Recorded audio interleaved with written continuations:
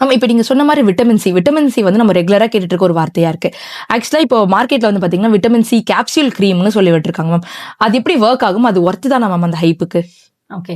So இப்போ நீங்க சொன்ன மாதிரி அந்த வைட்டமின் சி என்கேப்சுலேட்டடா வர்றது வந்துட்டு, ஆ ஒண்ணு வந்து அதுல வந்துட்டு அந்த என்கேப்சுலேஷனே ஒரு டெக்னாலஜி தான். ஓகே. ஸோ அது பேசிக்கலி அந்த டெக்னாலஜி வந்துட்டு அவங்க என்ன சொல்றாங்கன்னா, அது வந்து ப்ராடக்ட்டோட ஸ்டெபிலிட்டிய வந்துட்டு இன்னும் பெட்டரா பண்றதுக்காக அந்த என்கேப்சுலேஷன் யூஸ் பண்றாங்க. ஏன்னா வைட்டமின் சி வந்துட்டு ரொம்ப அன்ஸ்டேபிள் காம்பவுண்ட். ஓகே.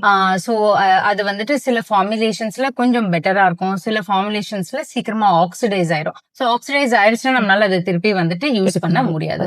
ஸோ இந்த மாதிரி இஷ்யூஸ் வரக்கூடாதுன்னு தான் அந்த டெக்னாலஜில அத குடுத்துருக்காங்க.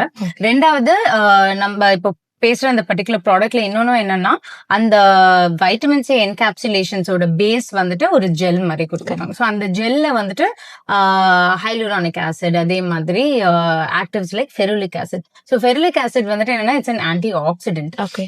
ஸோ அதனால as a combination it is actually quite good.